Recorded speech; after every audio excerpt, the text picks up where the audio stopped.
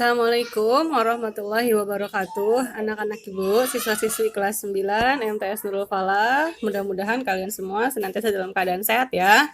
Mari kita awali pelajaran ketiga kita pada hari ini dengan mengucap bismillah. Bismillahirrahmanirrahim. Masuk pelajaran IPS kelas 9, buku paketnya masih yang lama. Silahkan dibuka buku paketnya, kita masuk ke semester kedua. Di semester kedua nanti ada 2 bab yang harus dipelajari. Yang pertama tentang ketergantungan antar ruang dan pengaruh terhadap kesejahteraan masyarakat. Nanti akan dibahas tentang perdagangan internasional sampai nanti pasar bebas. Kemudian UTS, setelah UTS nanti kita akan belajar sejarah mulai dari Indonesia dari awal kemerdekaan hingga sampai masa reformasi dan sekarang. Kemudian kita lanjut yang pertama bab 3 yaitu ketergantungan antar ruang dan pengaruhnya terhadap kesejahteraan masyarakat. Dibuka buku LKS-nya, bab 3, disiapkan buku paketnya ya. Disimak baik-baik, masuk materi yang pertama tentang pengertian perdagangan internasional. Di buku halaman 104. Langsung ke pengertian di bagian bawah, itu ya, yang ibu tandai dengan kuas. Jadi, perdagangan internasional dapat diartikan sebagai, itu yang tanda merah adalah pengertian dari perdagangan internasional. Diartikan sebagai perdagangan barang atau jasa antar negara yang dapat diwakili penduduk atau badan atau lembaga suatu negara yang bersangkutan. Jadi, perdagangan internasional diartikan sebagai perdagangan barang atau jasa antar negara yang diwakili oleh orang, penduduk biasa, atau sebuah lembaga di satu negara, atau penduduk dan badan lembaga negara lain berdasarkan kesepakatan atau perjanjian antar negara yang bersangkutan. Jadi disebut internasional karena hubungannya antar negara atau antar beberapa negara. Bisa dilakukan oleh perorangan, bisa juga dilakukan oleh badan atau lembaga di antar negara. Ya, itu definisinya. Apa saja yang menyebabkan satu negara dengan negara lain melakukan perdagangan? Nah, yang pertama, perdagangan internasional terdorong atau terjadi karena A. Keinginan memenuhi kebutuhan dalam negeri. Sebuah negara memiliki sumber daya alam yang berbeda-beda. Oleh sebab itu, tidak semua negara bisa memenuhi kebutuhannya masing-masing, sehingga membutuhkan bantuan dari negara lain untuk memenuhi kebutuhannya. Sebagai contoh, ketika di Indonesia sedang mengalami krisis pangan, tidak memiliki penghasilan untuk tidak memiliki pertanian yang cukup, maka mau nggak mau negara Indonesia melakukan impor barang atau membeli beras, membeli padi dari negara lain. Hal itu tujuannya apa? Untuk memenuhi kebutuhan pangan berupa padi yang ada di Indonesia. Jelas ya? Kemudian yang kedua, perbedaan sumber daya alam. Sebagai contoh, di satu negara seperti Laos misalnya. Negara Laos adalah negara yang tidak memiliki pantai, atau Singapura, negara yang tidak memiliki laut dan pantai. Sedangkan Indonesia memiliki kekayaan laut yang sangat banyak. Tapi bagaimana caranya orang Laos atau orang Singapura makan ikan atau memperoleh hasil yang ada di laut? Nah, hal tersebut dapat dilakukan pertukaran barang dari negara yang memiliki sumber daya alam tertentu ke negara yang tidak menghasilkan sumber daya. Di situ ada contoh. Indonesia menghasilkan hasil laut yang tidak diproduksi negara-negara Eropa. Indonesia memiliki keunggulan mutlak dalam produksi hasil laut dibandingkan negara Eropa. Kondisi inilah yang memungkinkan Indonesia menjual hasil laut ke negara-negara Eropa. Contohnya seperti itu.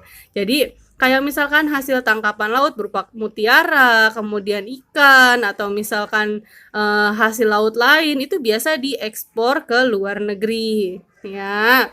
Yang ketiga, perbedaan kualitas sumber daya manusia. Selain sumber daya alam, maka manusia pun menjadi penyebab sebuah negara melakukan pertukaran barang atau jasa antar negara. Contoh, Jepang menjadi negara maju berkat sumber daya manusia yang unggul. Setiap disebut nama Jepang, negara Jepang, pasti yang terkenal adalah sumber daya manusianya yang memiliki kemampuan yang baik, disiplin, bertanggung jawab, pekerja keras, dan lain-lain.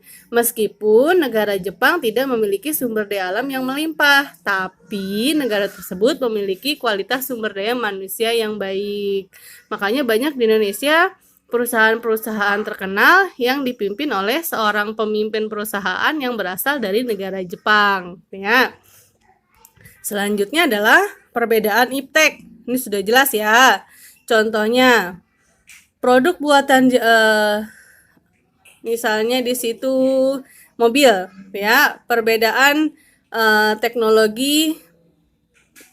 ilmu pengetahuan dan teknologi di bidang bahan baku pembuatan mobil. Mobil yang terkenal kan banyak yang berasal dari Jerman gitu ya. Nah, negara yang memiliki penguasaan ilmu pengetahuan dan teknologi unggul akan terus menciptakan terobosan dan inovasi seperti negara Jerman dan Indonesia. Perhatikan, Jerman tidak memiliki tambang mineral untuk bahan baku pembuatan mobil. Akan tetapi, negara tersebut memiliki kualitas iptek yang unggul sehingga menjadi salah satu negara pengekspor mobil. Sementara itu, Indonesia kaya akan sumber daya alam dan sumber daya manusia. Akan tetapi, Indonesia belum mampu menghasilkan mobil berkualitas seperti produk buatan Jerman. Walaupun sudah bisa buat mobil SMK, tapi belum sebaik kualitas dari perusahaan Jerman gitu ya. Nah, tapi di Indonesia banyak memiliki bahan baku untuk membuat mobil, maka terjadi karena perbedaan ilmu pengetahuan dan teknologi tadi, maka Indonesia dan Jerman melakukan kegiatan perdagangan internasional. Jerman mengimpor bahan baku pembuatan mobil dan Indonesia mengimpor mobil, kurang lebih seperti itu. Selanjutnya adalah perbedaan budaya. Latar belakang budaya bangsa Indonesia khususnya di bidang kesenian dapat menjadi daya tarik bagi warga negara asing. Contoh, kerajinan tenun dan batik yang dimiliki warga Indonesia. Kan banyak ya, kalau sekarang kita bisa perhatiin bahwa baju batik itu tidak hanya ada di Indonesia, bahkan di Amerika, di Jerman, di Jepang itu ada pakaian batik. Nah, itu merupakan hasil dari perdagangan penenun atau pembuat pakaian batik yang ada di Indonesia ke luar negeri. Selanjutnya adalah perbedaan biaya produksi. Maksudnya adalah ada produk-produk tertentu yang jika diproduksi sendiri akan memerlukan biaya yang banyak. Maka dari itu dilakukanlah pembelian barang dari luar dengan tujuan untuk menghemat biaya produksi dan dapat menghasilkan barang lebih banyak. Biasanya yang melakukan kegiatan ini adalah negara yang belum menguasai iptek serta harus mengeluarkan biaya besar untuk menciptakan produk berkualitas tinggi. Misalnya gini, untuk membuat jarum pentul yang harganya murah atau kancing peniti yang harganya murah, itu membutuhkan besi, pengolahan cetakan besi, kemudian bahan-bahan lainnya yang cukup besar biayanya. Sedangkan jika dijual dengan harga yang mahal, mungkin nggak ada yang beli. Maka untuk menghemat biaya tersebut, diimporlah atau dibelilah barang tersebut dari luar negeri. Makanya banyak produk-produk kita itu yang made in China. Kenapa? Berasal dari negara China. Kenapa? Harga biayanya lebih murah jika daripada bikin sendiri. Jadi lebih baik beli aja udah jadi, lebih murah daripada harus membuat sendiri. Ya, ingat ini hanya untuk beberapa produk yang kebijakannya dilakukan oleh pemerintah untuk menghemat biaya produksi. Selanjutnya adalah perbedaan harga barang. Sama ya kayak tadi, jadi ada barang yang murah di negara sendiri, tapi ada yang mahal di negara lain. Sebagai contoh, harga sepatu di Jepang lebih murah daripada di Indonesia. Kenapa? Mungkin karena biaya produksinya beda. Nah, karena perbedaan harga tersebut, beberapa pedagang Indonesia mengimpor sepatu dari Jepang dan dijual di pasar dalam negeri. Jadi, karena di Jepang sepatunya murah, jadi mereka beli sepatu dari Jepang untuk dijual di Indonesia. Ya. Kemudian yang selanjutnya adalah kesamaan selera. Nah, kalau ini berkaitan dengan selera masyarakat, misalnya terhadap makanan cepat saji. Kayak misalnya ada yang selera ayam gorengnya memang harus KFC gitu, atau emang harus McD, harus ayam internasional. Nah, Sehingga mau nggak mau perusahaan makanan tersebut membuat tokonya atau membuat gerainya di Indonesia. Yang selanjutnya adalah keinginan untuk memperluas jangkauan pasar. Jadi ada target di setiap pemilik usaha untuk memasarkan produknya ke dalam maupun ke luar negeri. Tujuannya untuk apa? Ya supaya produknya dikenal, mendapat keuntungan, dan menghasilkan barang dalam jumlah yang besar. Yang terakhir adalah kemajuan pada era globalisasi. Seperti pada pertemuan di semester 1 bahwa kita sudah masuk pada masa globalisasi. Nah, di masa globalisasi semuanya harus serba mudah, serba mendunia umum gitu ya. Sehingga hubungan internasional pun termasuk perdagangannya harus dilakukan. Dilihat dari apa? Ketika kita belanja online dan produk itu dikirim dari luar negeri pun sudah bisa saat ini ya. Yang ketiga, manfaat dan hambatan perdagangan internasional. Ada manfaat dan ada hambatan. Manfaat berarti adalah segala sesuatu yang memberikan kebaikan, sedangkan hambatan segala sesuatu yang mengganggu terjadinya perdagangan internasional. Oke, kemudian tujuannya dulu. Di situ ada tujuan perdagangan internasional adalah yang dikasih warna ya. Tujuan perdagangan internasional adalah untuk memperoleh keuntungan dan memenuhi kebutuhan masyarakat dalam negeri. Jadi tujuannya adalah untuk memperoleh keuntungan dan memenuhi kebutuhan masyarakat. Jadi tidak hanya untuk kebutuhan, tapi juga mencari keuntungan. Oke, manfaatnya yang pertama, memenuhi kebutuhan barang atau jasa dalam negeri. Tadi sudah dijelaskan ya. Yang kedua, menciptakan spesifikasi produk khas yang dihasilkan satu negara. Jadi, spesifikasi itu khusus, ciri khas, spesifik, hanya barang itu gitu. Misalnya biasanya label atau stempel kayak tadi made in China di baju, di celana, atau di barang-barang tertentu. Yang ketiga, mendorong kemajuan iptek. Udah pasti negara yang tidak memiliki kemajuan dengan mengimpor barang dari luar akan menjadi negara yang memiliki kemajuan iptek yang sama. Yang keempat, memperluas daerah pemasaran, sudah jelas. Yang kelima, meningkatkan hasil produksi dalam negeri. Jika yang diimpor atau diekspor bahan baku, maka otomatis hasil produksi dalam negeri akan meningkat.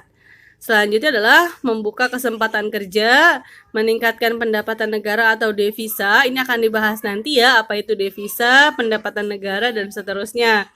Kemudian mendorong pertumbuhan ekonomi.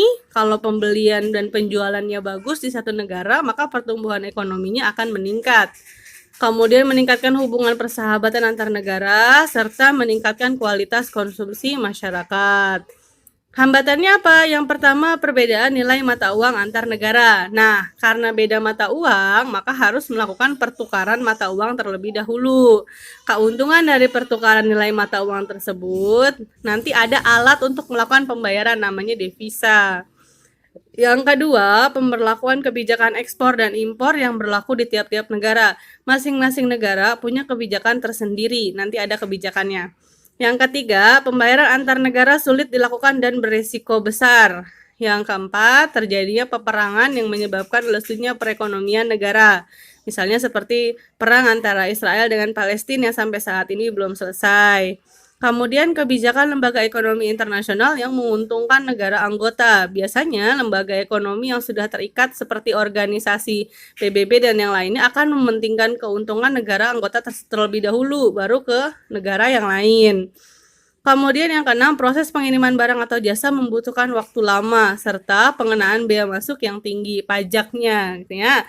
Nah, ini kebijakannya sekarang. Kebijakan yang pertama adalah kebijakan yang pertama itu penetapan tarif atau bea masuk. Tarif atau bea masuk merupakan pembebanan pajak atas barang-barang impor yang melintasi daerah pabean atau daerah satu negara. Oleh karena itu, barang-barang yang masuk ke wilayah negara dikenakan bea masuk.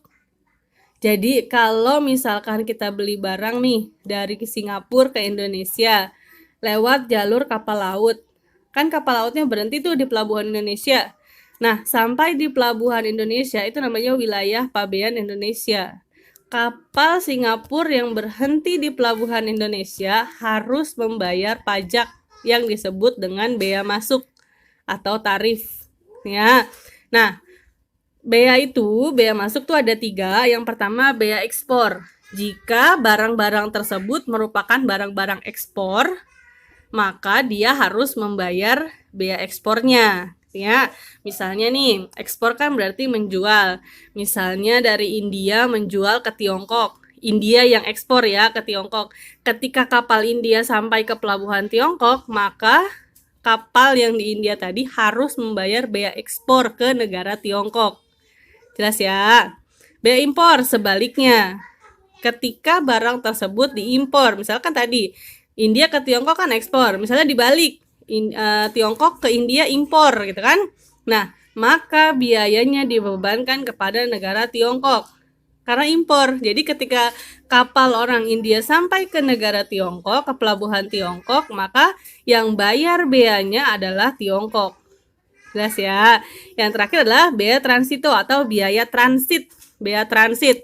Misalnya dari India ke Tiongkok harus mampir dulu ke Indonesia. Jadi dari India transit di Indonesia baru ke Tiongkok. Ketika transit di Indonesia, maka orang pelabuhan kapal India tadi harus membayar bea atau membayar biaya pajak bea transit kepada negara Indonesia. Ya, nah baru yang berikutnya adalah kuota. Kuota itu kebijakan untuk membatasi barang impor atau ekspor dengan jumlah unit maksimum selama periode tertentu. Jadi ada batasan. Bukan berarti semua produk itu bisa diimpor atau diekspor dengan jumlah yang banyak. Nggak juga, dia ada batasannya. Gitu ya. Ada yang namanya kuota impor. Kalau kuota impor berarti batasan untuk impor. Ada yang namanya kuota ekspor. Kalau kuota ekspor berarti membatasi jumlah barang yang akan diekspor. Kemudian yang selanjutnya adalah itu yang absolut, negosiasi, tarif kota, mixing itu dibaca aja ya. Larangan ekspor dan impor. Nah, ini ada juga yang namanya larangan, dilarang. Kenapa dilarang? Biasanya kebijakan larangan ini tujuannya adalah untuk melindungi masyarakat dalam negeri. Karena pemerintah tidak mau barang-barang tersebut merusak masyarakat atau mengganggu kepentingan konsumen masyarakat dalam negeri. Contohnya apa?